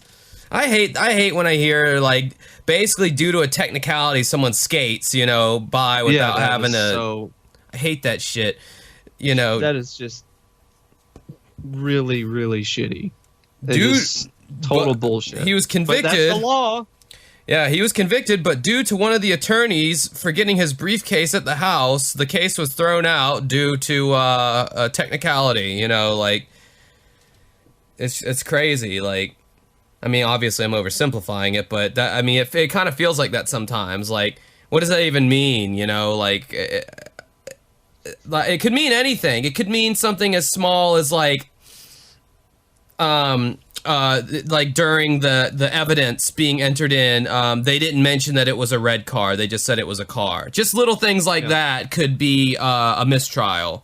Like, leaving out little details, it's like, oh, well, that could have made all the difference in the world, you know? Like, if they have a good enough attorney, they could have, you know, made the point that, well, you didn't say it was a red car, you just said it was a car. If they knew it was red, you know, just shit like that. So that kind of stuff can happen. But obviously this wasn't very clear on what exactly the case was. Okay, we got to get to this last case here. I'm kind of running low on time. I got to have a Skype meeting with this bride and groom whose wedding I'm doing in March. Well, that sounds like fun. Oh, yeah, it's going to be great. I actually am appreciative of this, though, because if it wasn't a Skype meeting, then it would have meant them having to drive an hour and a half here to meet with me. So I'm glad we were just able to do it over Skype instead of me having to actually, or them having to drive all the way here, because, I mean, that's shitty for them. Have you seen some of the type of, you know, TV shows and stuff that have these wedding planners and all that stuff. Like, you're not doing that aspect. You're a DJ, so it's not Dude, really- honestly, sometimes the DJ is the wedding planner as well. And what I mean by that is if they don't have a wedding planner and they don't really know how weddings work, you're the guy. I mean, you're kind of telling them, okay, this is how we're going to do the night, you know. Dinner's going to be here, then we're going to do toast, then we're going to do cake cutting, then we're going to do father-daughter or mother-son dances, and that, you know, you kind of have to be that guide for them. If they don't have the you get paid extra for that? Nope. You don't. Not at this point, at least. Hopefully I will down the road, but it's kind of it's something I guess I don't mind doing. But yeah, it tends to be for the lower budget weddings where they don't have that. And I feel at that point I'm just kind of helping them out and doing them a solid. The last wedding I did last Sunday was like that. They had no wedding planner, no nothing. So I literally like told them, okay, this is going to be the series of events. This is the itinerary. This is how it's going to work out. I've done enough weddings now to know kind of the best way that the event should be scheduled or whatever. And, you know, we ended up doing it that way and it was fine. So, yeah, wedding planners can be helpful. Sometimes they can be a nuisance. Sometimes they can be helpful. That's all I'll say about it. Sometimes they can take something that's completely organic and it's flowing really well, and they can turn it upside down on its head and rearrange everything just so they can put their stamp on the wedding. Yeah, because they want it to be the way that they want it. Exactly. They want the wedding to be like the wedding that they want. They want to put their stamp on there and go, hey, I'm the wedding planner. Look at me. I actually did something. And then other times they can totally like be awesome and be helpful and like, okay, Josh, in 5 minutes we're going to be doing this. Okay, when we're going to be doing, and it's like, oh, okay. Well, this saves me the trouble of having to go and ask the bride and groom this stuff or go talk to the caterer and, you know. So it really all depends. And like most things in life, you get what you pay for with wedding planners and DJs. Yep. So the next thing we're going to discuss is another case, but this time it's not from Unsolved Mysteries. This is what could be called what should have been and probably what would have been on Unsolved Mysteries if Unsolved Mysteries was still around in the modern day. And of course, I'm referring to Malaysia Airlines Flight 370. Now, this is something I've been wanting to talk about for a while. I remember in 2014 when this first happened, this was instantly something that grabbed my attention because, you know, here you have an airplane and it goes missing. And it's just like... And it's not a small aircraft either, folks. It's a Boeing 777. Yeah. Huge. Very big. Gigantic aircraft. The word ginormous would almost come to mind. Can you imagine Robert Stack saying that? It was ginormous. But yeah, I mean, it went missing, and kind of to this day, there's theories, but there's no definitive evidence of exactly what happened to it. So this Malaysian airline flight, it was, super fascinating to me. Went missing. I'll just go ahead and kind of give you a synopsis here of what happened. I guess me and Mike will take a paragraph so you get both of our voices in your ears, trade off here. The Malaysian Airlines Flight 370, also known as MH370, it was a scheduled international passenger flight that disappeared on the 8th of March 2014 while flying from Kuala Lumpur International Airport, Malaysia, to Beijing Capital International Airport in China. Now, thank God this is not anything Russian whatsoever, because I can kind of sort of pronounce these words. Unlike last week, if you want to go take a little listen to that. Wow, that was some bad pronunciation. So the aircraft, a Boeing 777-200ER, emergency room? I don't know. Operated by Malaysia Airlines, last made voice contact with air traffic control at 1:19 on the 8th of March, when it was over the South China Sea, less than an hour after takeoff. The aircraft disappeared from air traffic controller's radar screens at 1:22, so 3 minutes later. Malaysian military radar continued to track the aircraft as it deviated westwards from its planned flight path and crossed the Malay Peninsula. It left the range of Malaysian military radar at 222 while over the Andaman Sea, 200 nautical miles northwest of Penang in northwestern Malaysia. The aircraft was carrying 12 Malaysian crew members and 227 passengers from 15 nations. The multinational search effort for the aircraft is the largest and most expensive in aviation history. The search began in the Gulf of Thailand and the South China Sea, where the aircraft signal was last detected on secondary surveillance radar. It was soon extended to the Strait of Malacca and the Andaman Sea. Analysis of satellite communications between the aircraft and Inmarsat's satellite communications network concluded that the flight continued until at least 8:19 and flew south into the southern Indian Ocean, although the precise location cannot be determined. Australia took charge of the search on March 17th when the search moved to the southern Indian Ocean. On March 24th, the Malaysian government noted that the final location determined by satellite communication is far from any possible landing sites and concluded that flight MH370 ended in the southern Indian Ocean. From October 2014 through January 2017, a comprehensive survey of 120,000 kilometers squared, 46,000 square miles of sea floor, and 1,100 miles southwest of Perth, Western Australia, yielded no evidence of the aircraft. Several pieces of marine debris found on the coast of Africa and the Indian Ocean islands off the coast of Africa, the first discovered on July 29th of 2015 on Reunion, have been confirmed as pieces of Flight 370. However, the bulk of the aircraft has still not been located, prompting many theories about its disappearance. So Malaysia established the Joint Investigation Team, the JIT. That's funny if you know what a JIT is. It's somebody who's freshly out of prison. To investigate the incident, working with foreign aviation authorities and experts. Neither the crew nor the aircraft's communication systems relayed a distress signal, indications of bad weather, or technical problems before the aircraft vanished. Very conspicuous.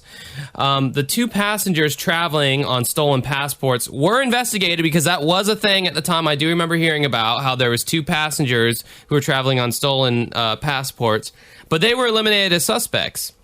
Malaysian police have identified the captain as a prime suspect if human intervention was the cause of disappearance, but we still don't know. After clearing all others on the flight of suspicious motives, power was lost to the aircraft's satellite data unit. At some point between 1:07 and 2:03, I guess p.m., a.m., who knows, the SDU, or the satellite data unit, logged on to Inmarsat's satellite communication network at 2:25, 3 minutes after the aircraft left the range of radar. Based on analysis of the satellite communications, the aircraft turned south after passing north of Sumatra, and the flight continued for 5 hours with little deviation on its track, ending when its fuel was exhausted. With the presumed loss of all on board, Flight 370 is the second deadliest incident involving a Boeing 77 and the second deadliest incident in Malaysia Airlines history, behind Flight 17 in both categories. Malaysia Airlines was struggling financially, a problem that was exacerbated by a decline in ticket sales after the disappearance of Flight 370 and the crash of Flight 17, and the airline was renationalized by the end of 2014. The Malaysian government received significant criticism, especially from China, for failing to disclose information promptly during the early weeks of the search. Flight 370's disappearance brought to public attention the limits of aircraft tracking and flight recorders, including several issues raised 4 years earlier, but never mandated, following the loss of the Air France Flight 447. In response to the Flight 370's disappearance, the International Civil Aviation Organization, the ICAO, adopted new standards for aircraft position reporting over open ocean, extended recording time for cockpit voice recorders, and from 2020 will require new aircraft designs to have a means to recover the flight recorders, or the information they contain, before the recorders sink below water. So, some fun facts here. Well, I shouldn't say fun. These aren't fun these are facts. some fun facts here. Oh, you ready for some fun facts, folks? Yeah.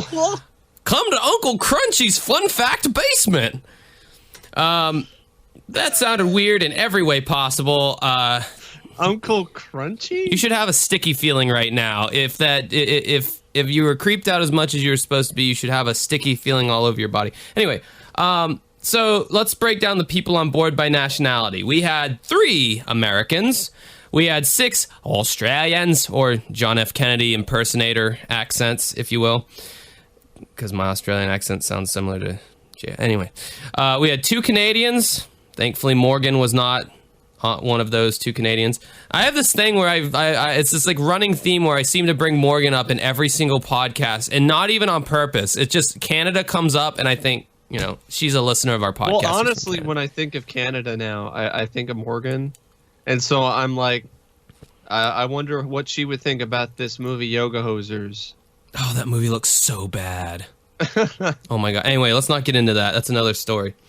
We had 1 Dutch, 4 French, 5 Indian, 7 Indonesian, I don't know what Indonesian people sound like, 2 Iranian, 50 Malaysian, 2 New Zealanders, 1 Russian, 1 Taiwanese, 2 Ukrainians, and 153 Chinese. So no wonder the Chinese government is interested in what was going on here. Now, of course, this is a very detailed and thick Wikipedia page. It's like a big sandwich, very juicy. I'm not going to bore you with all the details, but there's a few possible things that kind of went on here, obviously. And we'll go through the theories. All right, so these are some of the theories of the disappearance of Flight 370. So I guess we'll go into kind of some criticisms and responses here. Conspiracy-focused internet sites claim that the official statement that the plane crashed into the Indian Ocean makes no sense. They note that a Boeing 777 does not have the structural integrity to survive crashing into the ocean, and that it would be comparable to hitting a concrete wall at terminal velocity. If Flight 370 hit the ocean, they say, it would have been broken into tens of thousands of pieces, many of which float on water, such as the seat cushions, and would be seen washing up on regional shores or easily spotted by search teams. Yeah, that's kind of what I was thinking about. I was like, how the hell is a plane this big, if it crashed, not being able to be found? How are people only finding like a few pieces of debris and not finding like a ton of it? Because with something that big, if it crashes, there's more than likely going to be a ton of debris. Right. So, We have this Harvard professor named Cass Sunstein, who noted that the conflicting information initially released by the Malaysian government explains the interest in alternative theories. Sunstein, who has written on the topic, argued in an interview with the Wall Street Journal on March 20th in 2014 that conspiracy theories in general are often born out of horrific and disastrous situations because such events make people angry, fearful, and looking for a target. So David Susi, a former FAA inspector, has said that the theories that have been put forth in this matter are important when there is lack of knowledge, as the theories and notions help us to consider various possibilities. He stated on CNN this quote, "In an accident investigation, it's a critical part to come up with theories, especially right now when we don't have anything. We don't have anything tangible. We don't have something to say, hey, yes, because we don't know where the airplane is, and we need to find out why. If you take one theory, the airplane would be where we're looking at now. If you take another theory, where there was nefarious intent, they're trying to avoid radars. The airplane could be somewhere else. If you say it was whatever it is, you've got these theories, and you weigh them against the facts so you know which one to go to." So let's look at some of these theories here. Okay, the first one, we got hijacking, obviously. The possibility of a simple hijacking has been brought by various news outlets, including ABC News and the LA Times. Speculation has mounted about the possibility that hijackers took the plane to a remote island, although no one group has stepped forward to confirm it was them. So it's kind of like Die Hard 2, Die Harder. Sounds to me like the Manchurian Candidate. They take them to the island and they program them. Well, I just remember in Die Hard 2, the whole plot was that these group of, jerk off people, terrorists, and there was like this other guy who was kind of like Fidel Castro, but not. Who wanted to fly off on a 747 or something and just fly off on some island with riches and just retire. It's very lofty, Mike. However, unofficial researchers have identified more than 600 possible runways at which the plane was capable of landing. No confirmation has been received from Malaysian officials. The credibility of several hijacking theories have become further marginalized following the discovery of the first definitive fragments of the MH370 wreckage in July 2015. Now it's like, I don't buy the hijacking thing. We got pieces of the plane missing. So they're saying some of the methods are electronic hijacking. Yeah. So we have electronic hijacking, where electronic hijacking uses systems and programming already factory installed within the B777 flight management system. I might have put one too many sevens there. No, there was This enough. is different from the hacking or cyber attack in that it requires access to the B77 security system through access purposely programmed into the software. Notable proponents of this theory include former Malaysian Prime Minister Mahathir Mohamad. He said clearly Boeing and certain agencies have the capacity to take over uninterruptible control of commercial airliners, of which MH370B77 is one. In the statement, he was referring to off-board hijackers with access to MH370's flight management system via the 2003 patented uninterruptible autopilot. So another theory we have would be terrorist attack. Shortly after the aircraft disappeared, some news agencies reported that it may have been an act of terrorism, possibly by a jihad attack. Between the 9th and the 14th of March 2014, media mogul Rupert Murdoch tweeted that Flight 370's disappearance, quote, confirms jihadists turning to make trouble for China, end quote. He later suggested that the flight might have been hidden in northern Pakistan, quote, like bin Laden, end quote. These remarks have not been confirmed and were characterized as conspiracy theories by Shiv Malak in The Guardian. Thinking about Pop Star, Never Stop Popping Now, when bin Laden. Yeah, that was it's a film that The Lonely Island did. They were on SNL. Yeah, no idea. And so Andy Samberg did that, and he had this parody song. It was called Bin Laden, and it was all like, it was about this woman who's like asking him to fuck her, and she's all like, I want you to fuck me like the U.S. military. Fuck Bin Laden, fuck Bin Laden. Oh, wow, that's really ironic because I was on Tinder the other day, and I saw that was on some girl's profile. Those same lyrics. That's funny. Yeah. Now I get where that came from. Okay, so that was one of the theories, and then you got North Korea, which was a story circulated on Reddit that MH370 had sufficient fuel to be hijacked to North Korea, as was done in 1969 with Korean Airlines YS-11.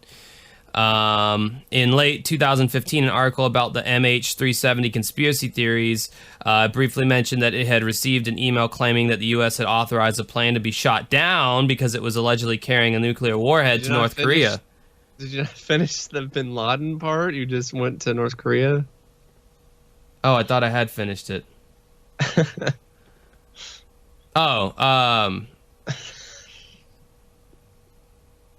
Oh yeah, I mean it's speculation. The following month, about the terrorist attack, the Russian newspaper, which I'm not even gonna try to pronounce, endorsed a similar theory, claiming that unknown terrorists had hijacked the plane, flown it to Afghanistan, and then held the crew and passengers hostage.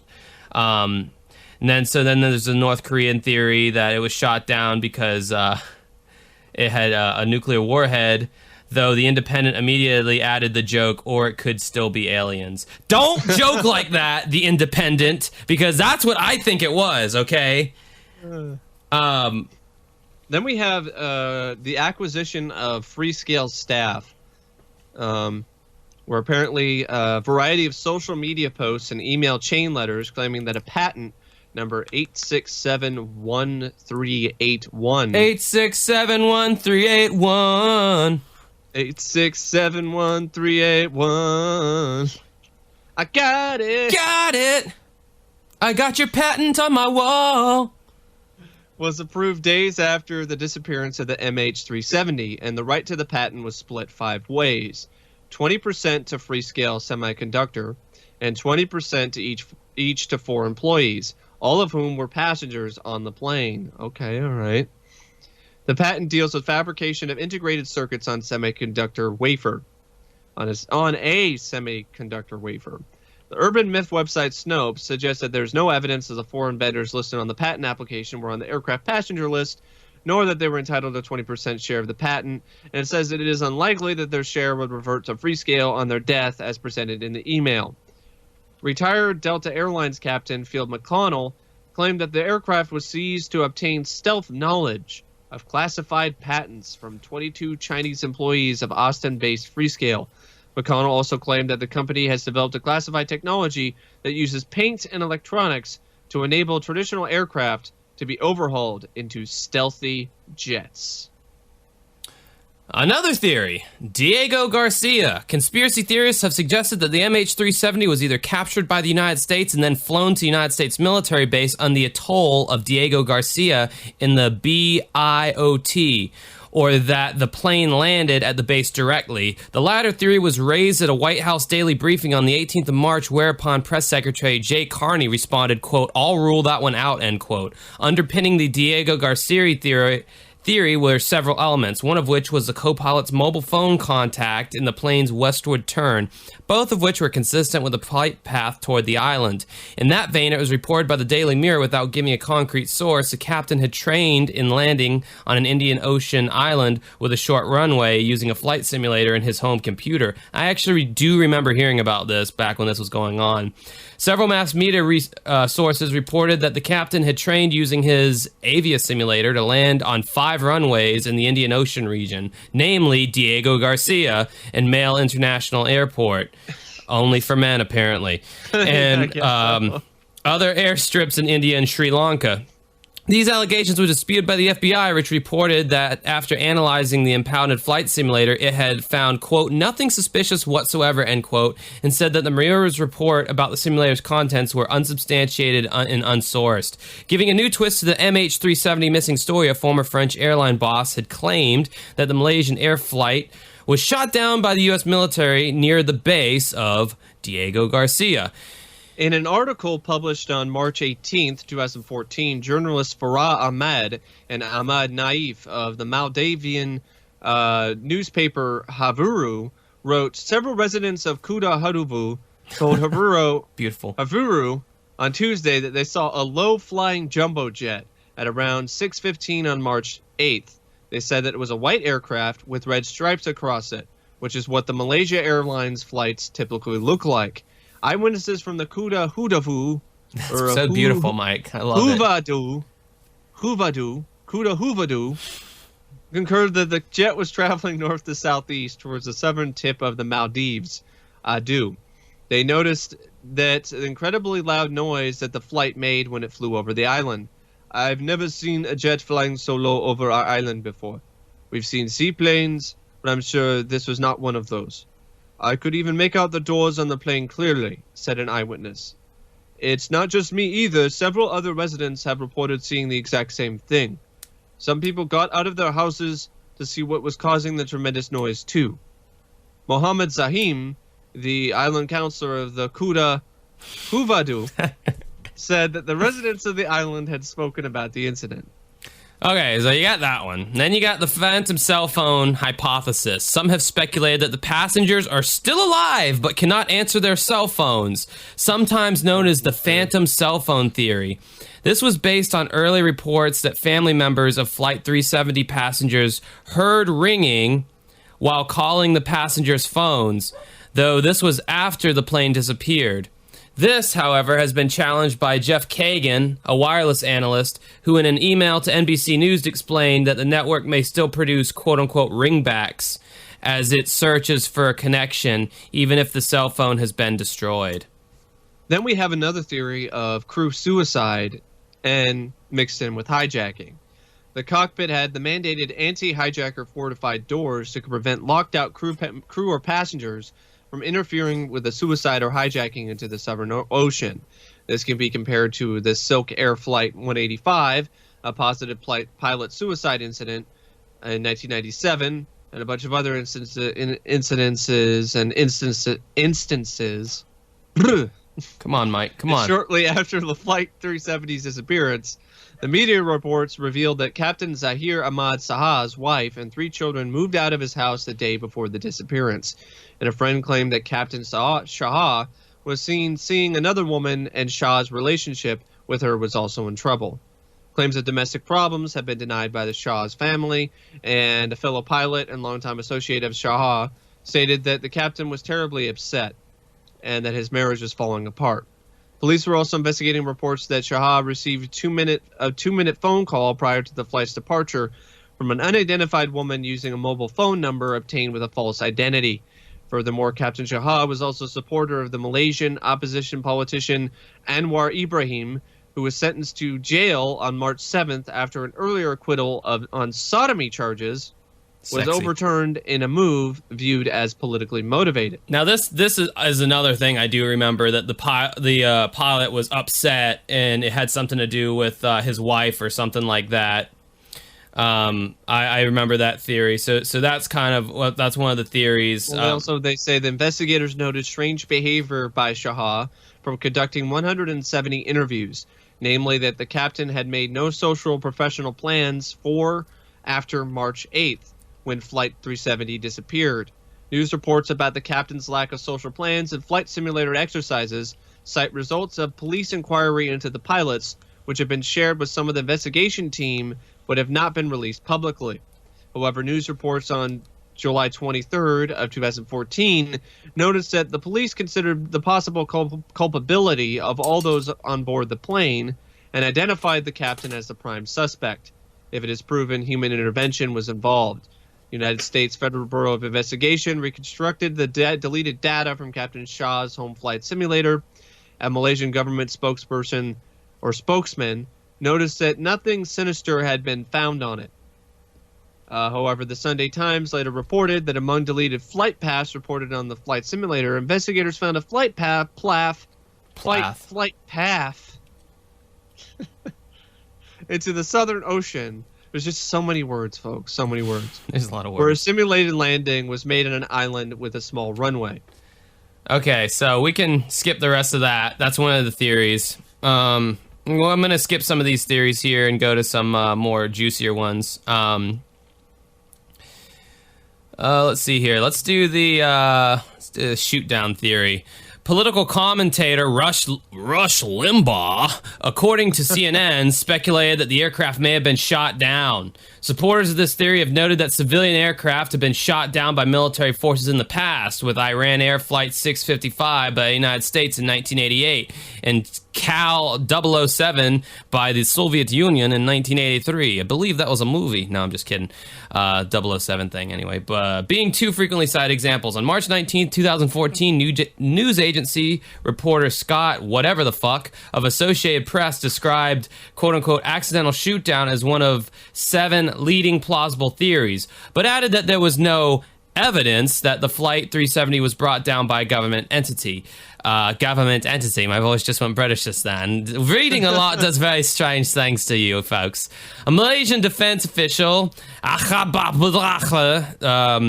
that it was highly not possible that his country's air force had shot down the plane.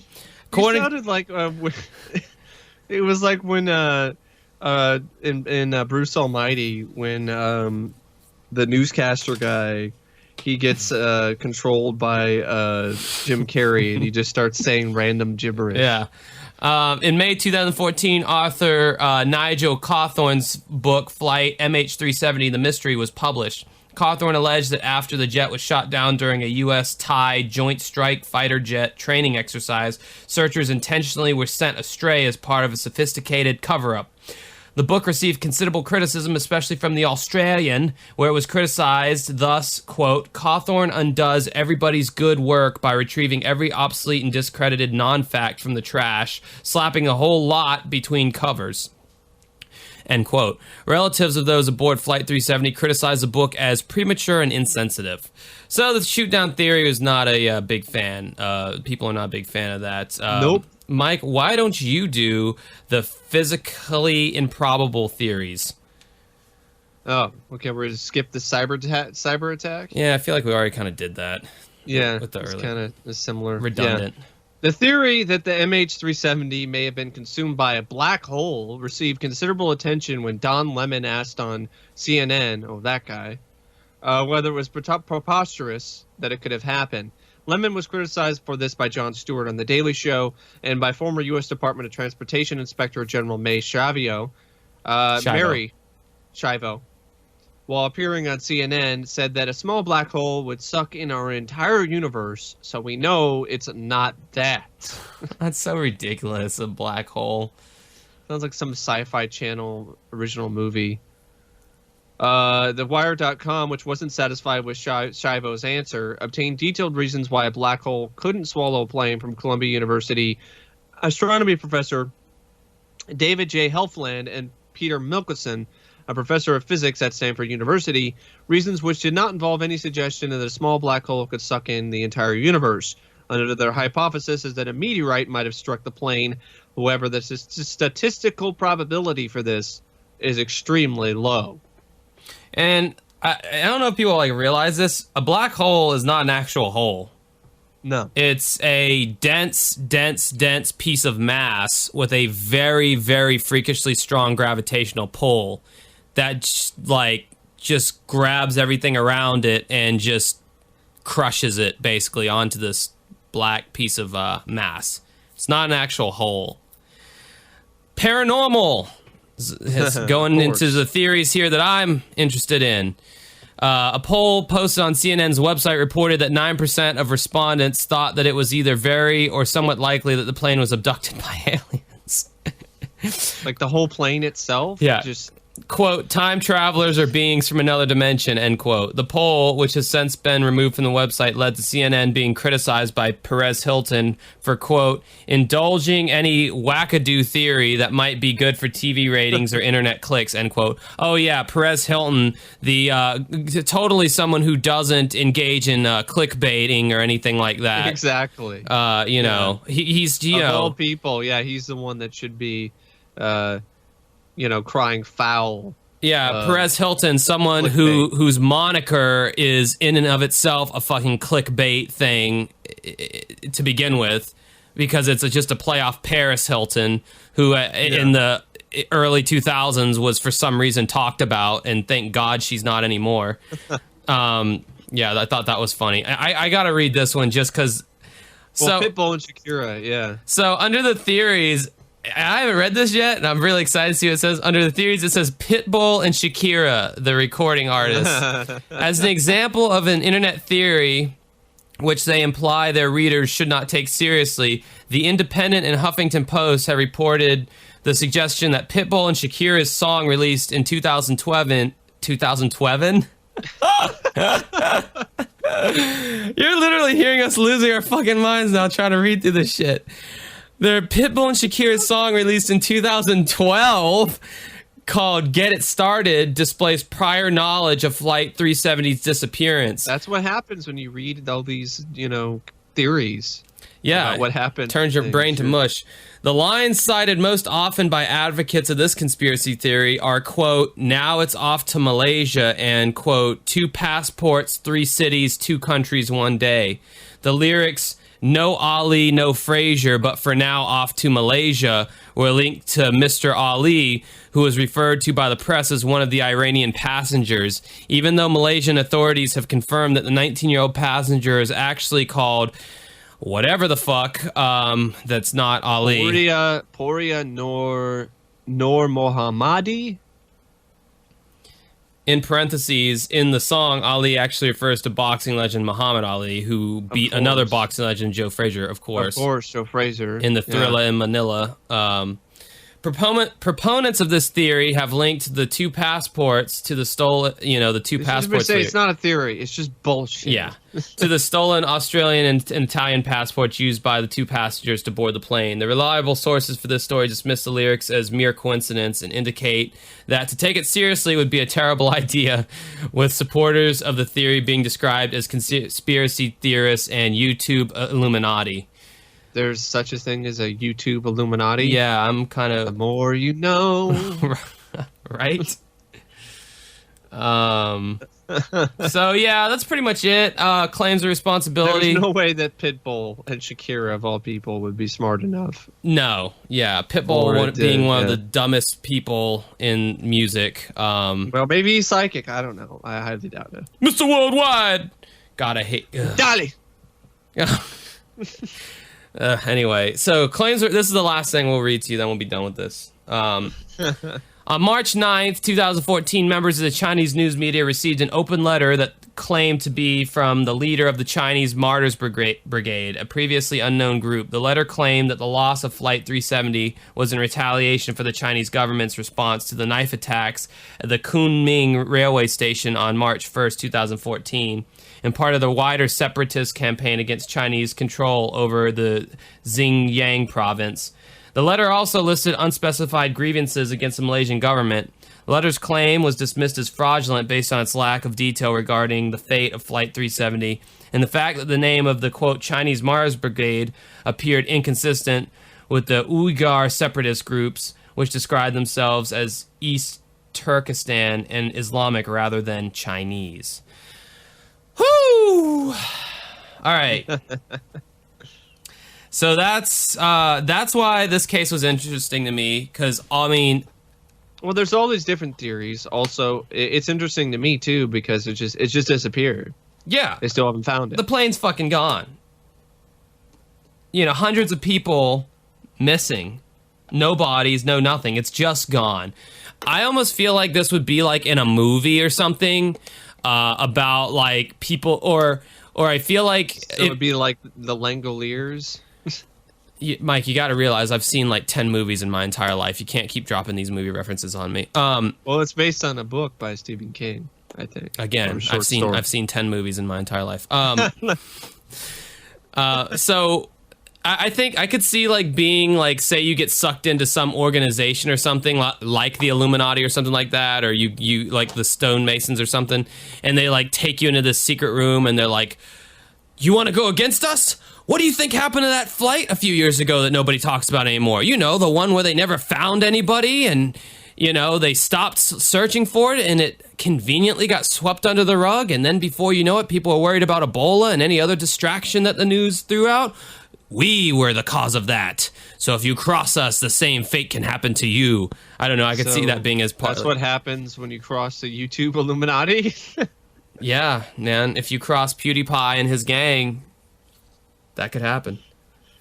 But yeah, no, I mean, you see all these different theories. I think this would have been right for an Unsolved Mysteries case, and they would have done like really good research because they always. Well, similar to there was another case, but it was actually they were what is it, like some soldiers or something, like it was a whole plane flight that had also crashed. And there were these military people that were on there, and there was rumors that, it could have been like there could have been weapons on the plane. There's other stuff that was going on.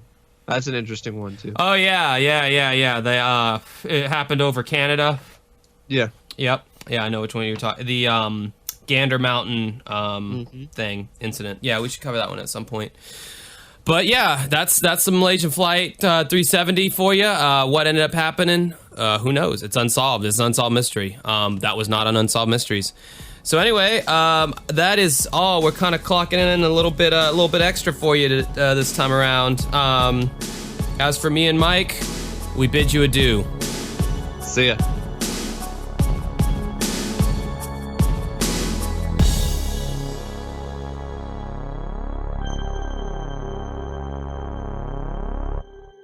Many people think Josh and Mike are perfect. That was a joke because nobody thinks that anyways. Here are some junk that was edited out. Feel free to stop the episode right now and do something productive like read a book or join a roving class. Yes. David Susi, the Shit. former FAA inspector. I am so not on the ball right now. Sorry. Do you want to? Yeah, it's gonna be another Yeah. edit. God. Okay.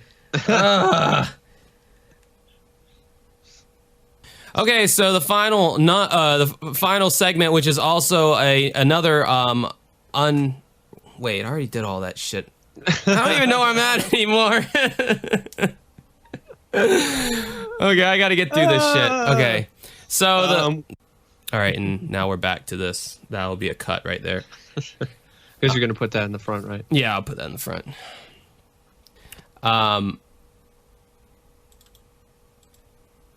Actually, another fucking edit. Because I got to send you the Wikipedia page that's got the theories. I have the. Oh, it's a different wiki. Yeah. Wikia? Yeah. Oh, okay. I just sent it to you. Oh, 1:31. Oh, by the way, the guy's going to be an hour late for the Skype thing, so I can take more of my time. It works out. Yeah, and it'll also give me time to take a shower, too, before my We gig. have a little bit of a longer episode, I think, today. We're at 1:31 right now. It's coming in about average after the edits. It might be, and depending on how long we take on this. All right. Maybe we'll have time to do some kind of a bonus thing. Maybe. Hopefully. Maybe I have to do that solo. I did it solo last time. Okay, so yeah, that's the theories here. So I guess we can just kind of, let's see. So you got what, hijacking? So we can do one of those each. Okay. Shit, these are so long. Well, some of them are shorter. Ooh, they got a paranormal one. Pitbull and Shakira. Oh yeah, we got to get into some of these. we'll just freestyle it. Okay, we're back now. Hold on. Yep.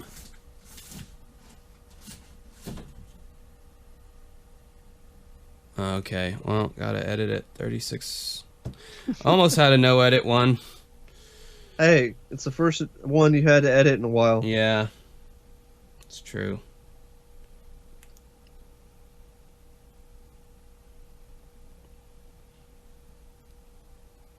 $36.56. Well, while you're editing, I'm gonna get a drink real quick. Okay. I mean, setting down a mark for edit.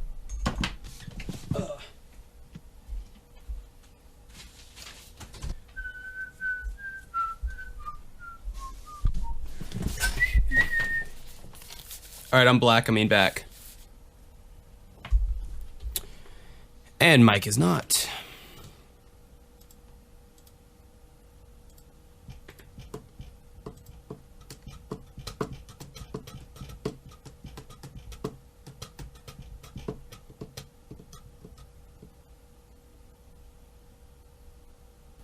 Hey, Mike. Yeah? Hey. What? Hey there. Okay. Just like being weird. Don't you understand that by now? Yeah, but that was a bit too weird. That was giving me flashbacks to that Alan Mann segment. Oh, God. Actually, that's the tip of the iceberg of the weirdness that I'm able to... Hey, I can get pretty weird, too. That wasn't weird. You just literally copied the same thing I did. Oh, I know. You have to do a different weird thing. You'll think of something. Yeah, whenever you're ready, we can... Well, are you ready? Yeah, I'm ready. Okay. That reminds me, probably should have plugged all this up front. Probably still could if I edited it together that way, but... Probably can. Probably should. Hold on. Hour 19. God damn it, I didn't want to edit anything.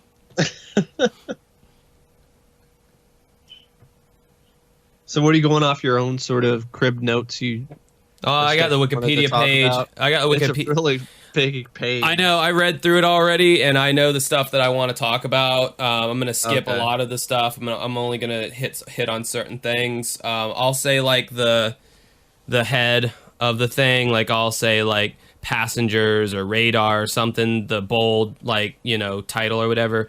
And then like if I read one previously, then you can read it or something like that. Oh, okay. All right. You'll get what I'm doing when I go into All right, it. because I looked through this page earlier today. I was like, holy fuck. Yeah, no, there's a lot of shit on there that's just boring technical garbage that I really don't care about. All right. Okay, so I'm gonna come in with the plugging of the page and all.